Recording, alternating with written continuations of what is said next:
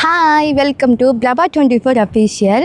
இன்றைக்கி மதுரையிலேயே பிரசித்தி பெற்ற, அதாவது 2000 ஆண்டுகளுக்கு பழமையான ஒரு சுற்றுலாத்தலத்துக்கு வந்திருக்கோம். இது என்ன பிளேஸ் அப்படின்னா சமணர் மலைக்கு வந்திருக்கோம். இன்றைக்கி இங்கே என்னெல்லாம் பண்ண போகிறோம், இங்கே எந்தெந்த பிளேஸை நம்ம சுற்றி பார்க்க போகிறோம், இங்கே நிறைய குகைகள் இருக்குது, இங்கே வாழ்ந்த சித்தர்களோட நிறைய கலைநமிக்க ஒரு குகைகள்லாம் இருக்குது. அதெல்லாம் உங்களுக்கு நான் காட்ட போகிறேன். நீங்களும் என் கூட சேர்ந்து டிஜிட்டலாக ட்ராவல் பண்ணலாம். ஒரு வழியாக சமணர் மலையோட அடிவாரத்தில் இருக்கோம். இங்கே ஒரு கோவில் இருக்குன்னு சொல்லியிருக்காங்க, கற்பனசாமி கோவில். இப்போ போய் சாமி கும்பிட்டுட்டு இப்போ நம்ம இங்கே ஒரு தெப்பக்குளம் இருக்குது, இங்கே மீன்லாம் நிறையா இருக்குது. ஸோ நம்ம பொறி வாங்கி போடலாமா? குழம்பு பார்க்க ஒரு மாதிரி அழகாக ப்ளசண்ட்டாக இருந்துச்சு, ரொம்பவே நேச்சுரலாக இருந்துச்சு. எனக்கு இந்த ரொம்ப பிடிச்சிருந்துச்சு இந்த தெப்பக்குளம். பார்க்க வியூவும் அந்த மார்னிங் ஒரு 10 o'clock இருக்கும். இப்போயே ஒரு மாதிரி ரொம்ப அமைதியாக ஒரு மாதிரி சூப்பராக இருந்துச்சு. பார்த்து ரசித்தாச்சு. இப்போ ரசிச்சுட்டு இப்போது மீன்களுக்கெலாம் நம்ம பொறி வாங்கி போட்டுடலாம். இப்போ கோயிலுக்கு உள்ளே போக போக ஒரு மாதிரி சூடாக இருந்துச்சு. 10 மணிக்கே என்னன்னா வெயில் ஸ்டார்ட் ஆகிடுச்சு. ஒரு மாதிரி ரொம்ப சூடாக இருந்துச்சு. இங்கே உள்ளே ஒரு பலகை வச்சுருந்தாங்க, அதாவது மேலே எப்படி போகணும், இந்த பக்கம் எப்படி போகணும் அப்படின்ட்டு. அதை பார்த்துட்டு கோவிலையும் ஒரு வழியாக ஷூட் பண்ணி எடுத்தாச்சு.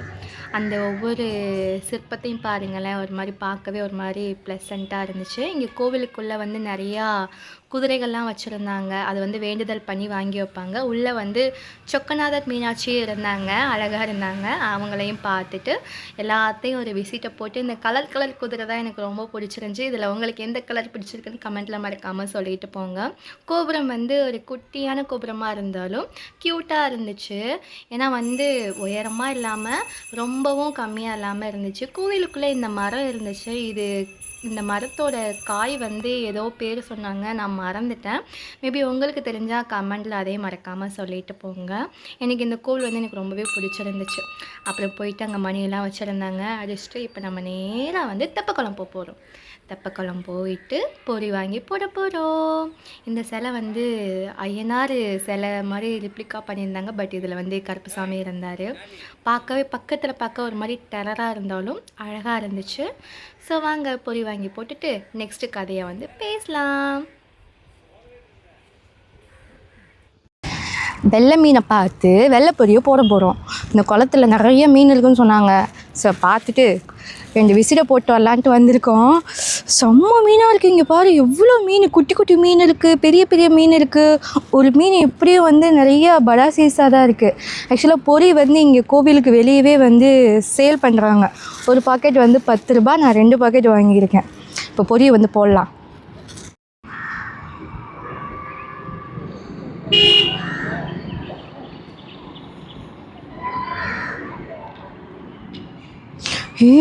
மீன் குட்டியெல்லாம் நிறைய இருக்குது. ஆனால் இது சாமி மீன். இப்போ நம்ம பொரிய போடலாம். எப்படி சாப்பிட்றாங்கன்னு பார்ப்போமா?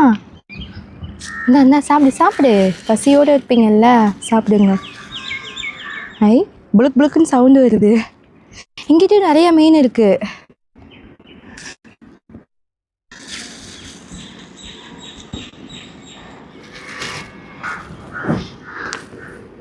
இந்தா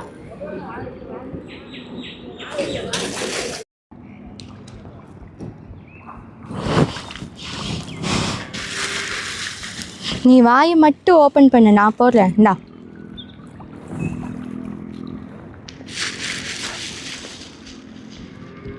பசியோடு இருக்கீங்களா? சரிந்தா இந்தா இங்கே வா தரேன். நிறையா இருக்குது. இந்தா பக்கத்தில் வர. இந்தா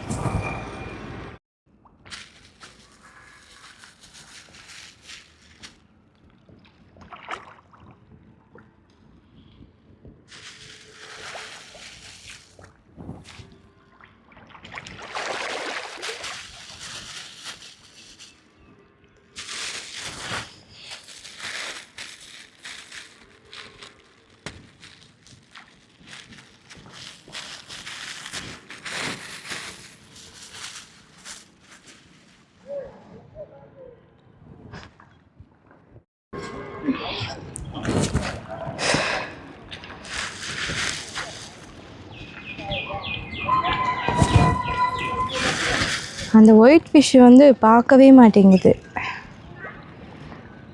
ஆக்டிவாக தான் இருக்குது, ஆனால் வந்து அதுக்கு மேபி பசி எடுக்கலை போல். பிளாக்கி தான் ரொம்ப துள்ளு. தோ வருது. இந்தா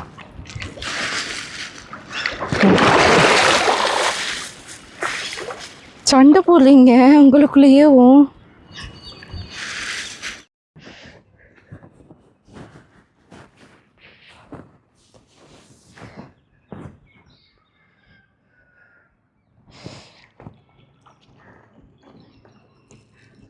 இந்த இடமே வந்து ரொம்ப பீஸ்ஃபுல்லாக இருக்குது. அதுவும் ஃபங்க்ஷன் டைம்னால் இங்கே வந்து ரொம்ப கூட்டமாக இருக்குதுன்னு சொன்னாங்க அந்த பொரி விற்கிற பாட்டி. நீங்கள் மீனுக்கு வந்து பொரி வாங்க போடணுன்னா அந்த இடத்துல தான் அந்த பாட்டி உக்காந்துருப்பாங்க. ஒரு பொரி பாக்கெட் வந்து 10 ரூபா. நீங்கள் வாங்கிக்கோங்க. அங்கே வந்து வாங்கிட்டு வந்து மீனுக்கு வந்து போடுங்க. வீட்டுக்கு வாங்கிட்டு போகிறதுனாலும் அங்கேயே வச்சுருப்பாங்க. மீன்லாம் வந்து கோயில் குளத்துல தான் வந்து விட்டுருக்காங்க. நம்மளும் எதாவது வேண்டுதல் வச்சு மீன் வாங்கி விடலான்னு உள்ளே சொல்லிக்கிட்டாங்க. பட்டு மீன் நிறையா இருக்குது. நீங்கள் சப்போஸ் வந்து இந்த ஆர்வக்கோளாறு நம்மளை மாதிரி பசங்களாம் வந்தீங்கன்னா கொஞ்சமாவது அடகு ஒடுக்கமாக இருந்தீங்கன்னா இங்கே கீழே பாசம் வந்து இருக்குது.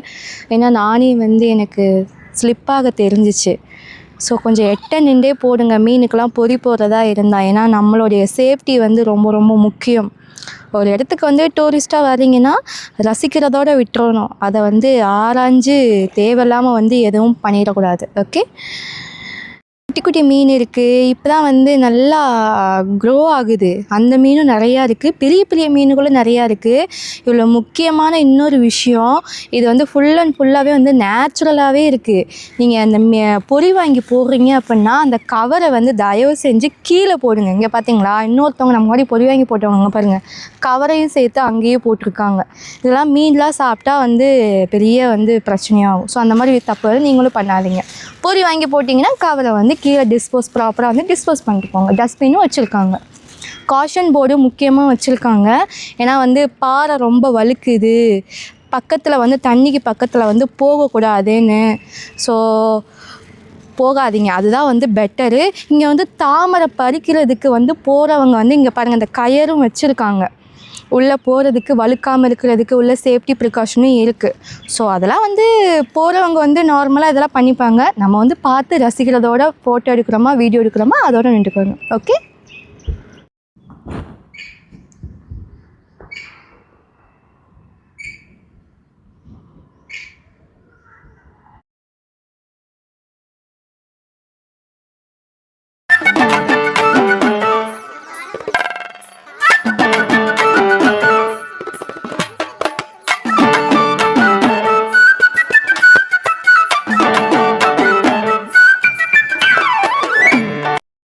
இப்போ நம்ம எங்கே இருக்கோம் அப்படின்னா சமணர் மலையில் இருக்கோம். இது வந்து ஒரு டூரிஸ்ட் பிளேஸ் தான். எனக்கு ரொம்ப நாளாகவே ஆசை, மதுரைக்குள்ளே இருந்துட்டு இந்த ஒரு டூரிஸ்ட் பிளேஸை வந்து போய் பார்க்காம இருக்கோமே அப்படின்னு. இன்றைக்கி ஒரு வழியாக அந்த பிள்ளையை அடித்து இழுத்துட்டு வந்தாச்சு. வந்து இப்போது கரெக்டான ஒரு லொக்கேஷனில் இருக்கோம். பக்கத்தில் வந்து கோவில் வேறு இருக்குது. ஸோ நம்ம ஆல்ரெடி வந்து சாமி கும்பிட்டு பட்டையெல்லாம் போட்டாச்சு.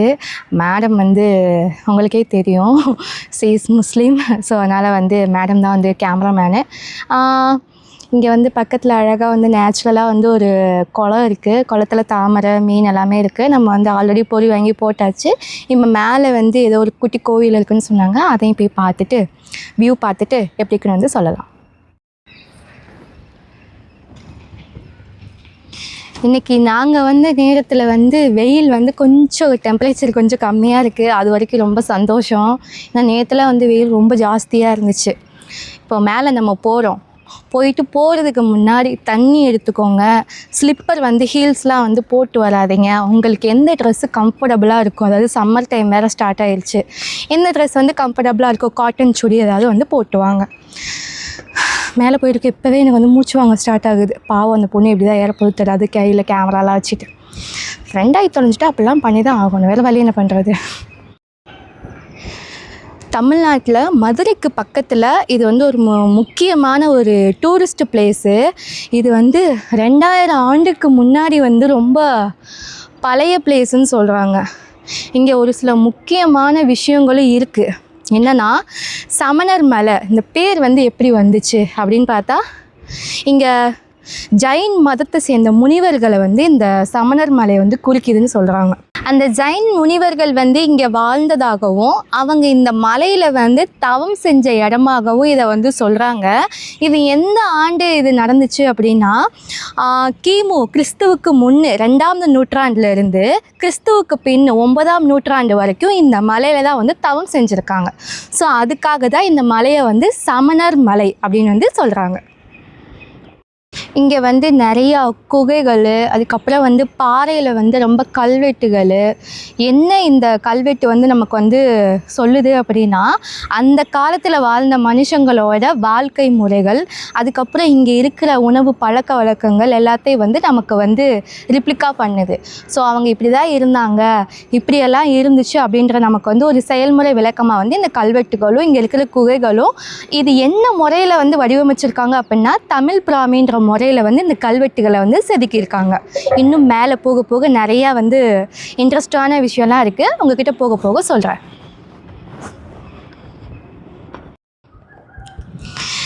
இந்த இங்கே இருக்கிற சிலை, அதுக்கப்புறம் வந்து குட்டி குட்டி குகைகளில் என்ன பண்ணியிருக்காங்க அப்படின்னா அதான் நான் முன்னாடியே சொன்னேன்ல, அந்த கால வாழ்ந்த மனுஷங்களோட கலை திறமைகளை வந்து நமக்கு வந்து எடுத்து சொல்கிற மாதிரி இதை வந்து குட்டி குட்டி கலை நுட்பங்களோட செதுக்கியிருக்காங்க. இதில் முக்கியமான ஒரு விஷயம் என்னென்னா பாதி பிளேஸில் வந்து ஸ்டெப்ஸ் இருக்குது, பாதி இந்த பிளேஸ்லலாம் வந்து ஸ்டெப்ஸு கிடையாது. ஸோ கொஞ்சம் வழுக்கிற மாதிரி இருக்குது. கொஞ்சம் ஈவினிங் டைமு மழை நேரத்துலலாம் வந்து இங்கே அலோடு இருக்கா இல்லையான்னு எனக்கு தெரியல. ஸோ பார்த்து இங்கே 2 சைடு வந்து கம்பி கொடுத்துருக்காங்க, பிடிச்சி நடந்து வாங்க.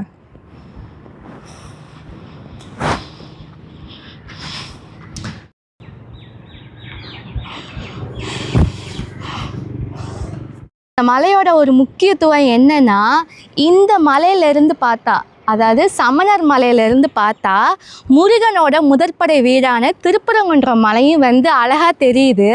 இந்த மலை வந்து எங்கே கரெக்டாக இருக்குது அப்படின்னு பார்த்தீங்கன்னா நாகமலை புதுக்கோட்டையிலேருந்து பக்கத்தில் உள்ள ஒரு சின்ன ஒரு கிராமம் வந்து கீழக்குயில்குடி அப்படின்ற ஒரு இடத்துல தான் இந்த மலை வந்து லொக்கேட் ஆகிருக்கு. இங்கேருந்து பார்த்தா இன்னொரு விஷயமும் வந்து தெரிகிற மாதிரி இருக்குது. திண்டுக்கல் பைபாஸ் ரோடு, அதாவது இங்கே பார்த்தீங்களா Madurai to Dindigul bypass road வந்து இங்கேக்குள்ளே பார்த்தாலும் தெரியுது, அழகாக இருக்குது.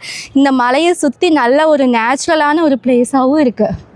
ஸோ கண்டிப்பாக வந்து பாருங்கள், ஃபேமிலியோடு பார்த்து. கண்டிப்பாக இங்கே சாமியும் இருக்குது, சாமி கும்பிட்டு போங்க. முக்கால்வாசி பேருக்கு வந்து உலகத்தில் ஜைன் மதம் ஒன்று இருந்துச்சா அப்படின்ற ஒன்றே வந்து யாருக்குமே வந்து தெரியாது. ஏன் எனக்கே தெரியாது. இங்கே வந்ததுக்கப்புறம் தான் வந்து நானும் கொஞ்சம் வந்து உங்ககிட்ட வந்து சொல்கிறேன். ஹிந்து மதம் கேள்விப்பட்டிருப்பீங்க, கிறிஸ்துவ மதம் கேள்விப்பட்டிருப்பீங்க, ஏன் இஸ்லாமிய மதம், புத்த மதம், சமண மதம், வைணவ மதம் எல்லாமே கேள்விப்பட்டிருப்பீங்க. இந்த ஜைன் மதம் மட்டும் கேள்விப்பட்டிருக்கீங்களா? அந்த ஒரு சித்தர்கள், அந்த ஒரு கலை நயமிக்க ஒரு வரலாற்று சிறப்பு மிக்கவர்கள், அது இந்த இடத்துல வந்து வாழ்ந்திருக்காங்க. அவங்கள பற்றி அவங்க என்னென்ன திறமைகள் பண்ணியிருக்காங்க, அவங்களுக்குள்ள எவ்வளோ வந்து ஒரு போர்த்திறன், இந்த குகைகளோட ஒரு இதெல்லாம் வந்து இந்த பிளேஸ் வந்து நமக்கு ஒவ்வொன்றும் வந்து எடுத்து கொடுத்துட்டே இருக்குது. கண்டிப்பாக இதை மறக்காமல் வந்து விசிட் பண்ணி பார்க்க வேண்டிய ஒரு கண்டிப்பான ஒரு டூரிஸ்ட் பிளேஸு, வந்து மறக்காமல் பாருங்கள்.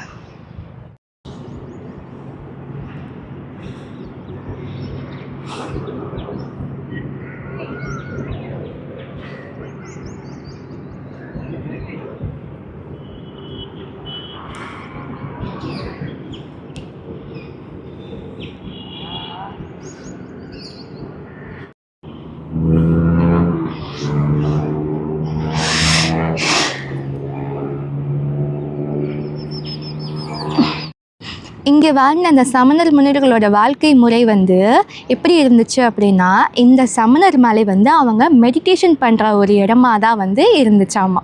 இங்கே வரவங்கெல்லாம் வந்து தியானம் பண்ணுறாங்க. அந்த முனிவர்களும் அந்த காலத்தில் வந்து தியான முறையை தான் வந்து பின்பற்றிருக்காங்க. அந்த முனிவர்கள் வந்து எளிமையான ஒரு வாழ்க்கை முறையை தான் வந்து வாழ்ந்திருக்காங்க. சாப்பாடு கூட அவ்வளவா வந்து இல்லையாமா, குறைவான சாப்பாடு, எளிமையான வாழ்க்கை முறை. அதுக்கப்புறம் வந்து அவங்களுக்கு எந்த ஒரு ஆசையுமே வந்து இல்லாமலும் இருந்திருக்காங்க. குறைவான ஆசை, குறைவான உணவு, குறைவான வாழ்க்கை முறை, எல்லாமே வந்து குறைவான வாழ்க்கை முறையாகவே இருந்திருக்கு. என்னதான் குகையில் வந்து இருந்தாலும் இங்கே வந்து நைட்டு தூங்குறதுக்கு என்ன பண்ணியிருப்பாங்க அப்படின்ற ஒரு கேள்வி இருக்குல்ல. குகையில் இருந்தாலுமே அவங்க வந்து பாறையில் வெட்டின அந்த படுக்கையை தான் வந்து யூஸ் பண்ணியிருப்பாங்க. நம்ம பிள்ளைங்கள்லாம் எனக்கெல்லாம் பெட்டில் தான்ப்பா வேணும், நான் பெட்டில் தான் தூங்குவேன், கட்டில் இல்லைன்னா நான் தூங்கவே மாட்டேன் அப்படின்றவங்களுக்கெல்லாம் வந்து இங்கே கண்டிப்பாக ஒரு தடவையாவது கூட்டிகிட்டு வரணும். நம்ம முன்னோர்கள்லாம் எப்படி வந்து இங்கே வாழ்ந்திருக்காங்க இருந்திருக்காங்க அப்படின்னு. அவங்க வந்து அவங்களோட ஆசையெல்லாம் வந்து தொடர்ந்து ஒரு அகிம்சை முறையை தான் வந்து பின்பற்றியிருக்கிறாங்க. அகிம்சை முறைனா எந்த ஒரு உயிரையும் காயப்படுத்தாமல், யாரையும் கஷ்டப்படுத்தாமல், அவங்களுக்குரியதை அவங்களே செஞ்சுட்டு இருக்குதோ இல்லையோ இருக்கிறத வச்சு சந்தோஷமான ஒரு வாழ்க்கை முறையை தான் வாழ்ந்திருக்காங்க. நல்லா இருக்குல்ல? அப்படி எல்லோரும் இருந்துட்டால் யாருக்கும் எந்த கஷ்டமும் இல்லைல்ல. இப்போ இருக்கிற இந்த இதில் வந்து போட்டி, பொறாமை, ஒரு கெட்ட குணம், நம்பிக்கை துரோகம் இதெல்லாம் இல்லாமல் இருந்தால் எல்லோரும் நல்லா இருக்கலாம்ல. அதுக்கெலாம் வந்து சுத்தமாக வாய்ப்பே இல்லை. இங்கேருந்து அந்த பைபாஸை பார்க்குறப்போ ஒரு குட்டி குட்டி சொப்பு ஜாமான் போகிற மாதிரி இருக்குது. அதாவது குட்டி குட்டி காரு, குட்டி குட்டி பைக்கு, குட்டி குட்டி லாரிலாம் போகிற மாதிரி இருக்குது. பட் நம்ம அங்கேருந்து இங்கே வரப்போ இங்கே இருக்கிறவங்களாம் குட்டியாக ஒரு எறும்பு மாதிரி நகர்ந்து போகிற மாதிரி இருந்தாங்க. பட் இங்கேருந்து பார்க்குறப்ப நல்லாயிருக்கு, வியூ நல்லாயிருக்கு.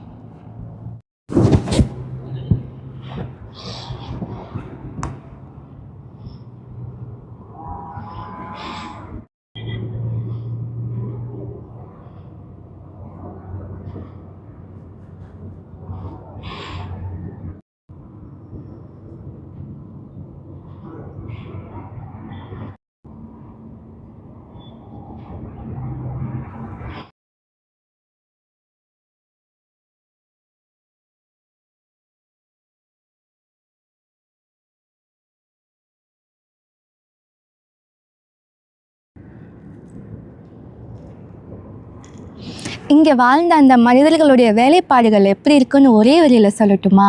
அவங்க 2000 ஆண்டுகளுக்கு முன்னாடி வாழ்ந்திருந்தாலும் அவங்க பண்ண சிற்பக்கலைகள் எந்த ஒரு சேஞ்சஸும் இல்லாமல், எந்த ஒரு சிதைவும் அழியவும் இல்லாமல் அழகாக அவங்க எப்படி செதுக்கி வச்சுருந்தாங்களோ அப்படியே சூப்பராக இருக்குது இப்போ வரைக்கும். அந்த மனுஷங்களோட வேலைப்பாடுகள் இந்த ஆண்டு வரைக்கும் அவங்களுடைய திறமைகளை வந்து நமக்கு சொல்கிற ஒரு விதமாக தான் வந்து அவங்க செதுக்கியிருக்காங்க. பக்கத்துலேயே வந்து கொஞ்சம் கொஞ்சம் டீட்டெயில்ஸாக அவங்க என்ன மாதிரி மைண்ட் செட்டோடு அந்த சிற்பத்தை வந்து செதுக்குனாங்களோ அதுக்கு தகுந்த மாதிரி அந்த ஒரு எழுத்துக்களும் வந்து தனித்தனியாகவே வந்து பொறிச்சிருக்காங்கன்னே கூட சொல்லலாம். உங்களுக்கு டீட்டெயில்ஸாக வந்து நாங்கள் கேப்சர் பண்ணியிருக்கோம், நீங்கள் பாருங்கள் எப்படி இருக்குன்னு. இங்கே எழுதின எழுத்துக்கள்லாம் 2000 ஆண்டுகளுக்கு முன்னாடி எழுதியிருந்தாலும் அப்போ இருந்தவங்களுக்கு இது ரொம்பவே ஈஸியாகவே புரிஞ்சிருக்கும். அதாவது நம்ம இப்போ எழுதுகிற எழுத்துக்கள் வந்து நமக்கு எப்படி ஈஸியாக வந்து புரியுதோ அதே மாதிரி அப்போ வாழ்ந்த அந்த ஒரு மனிதர்களுக்கு வந்து இந்த ஒரு எழுத்து முறை வந்து ரொம்பவே ஈஸியாக இருந்திருக்கு. இது வந்து பார்க்க அழகாக இருக்குது, பட் நமக்கு தான் வந்து ஒன்றும் புரியலை. நம்ம வந்து டிரான்ஸ்லேட் பண்ணி அவங்க என்ன சொல்லியிருக்காங்கன்றதையும் நான் அவங்களுக்காக வந்து போட்டு விடுறேன்.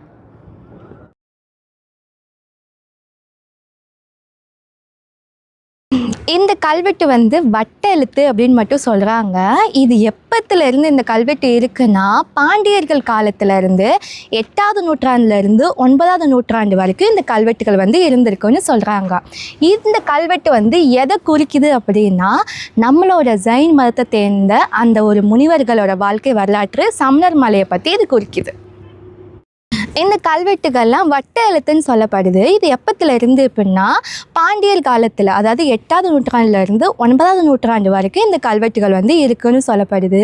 இது என்ன இந்த கல்வெட்டு வந்து நமக்கு எக்ஸ்பிளைன் பண்ணுது அப்படின்னா, அதாவது ஜைன் மதம் இந்த சமணர்களோட கல்வெட்டு வந்து இது வந்து சொல்கிறாங்க.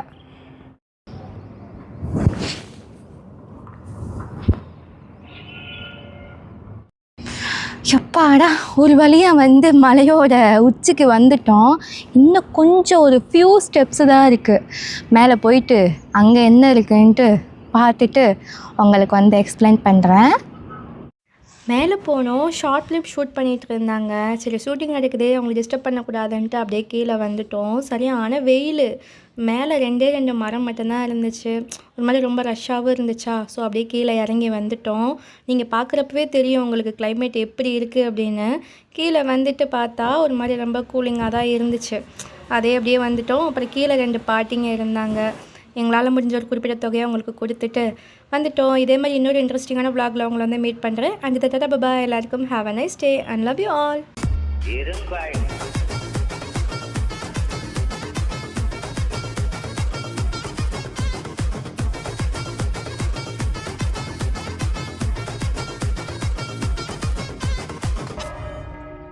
அவ்வளோதான், நம்ம முடிச்சு விட்டீங்க போங்க.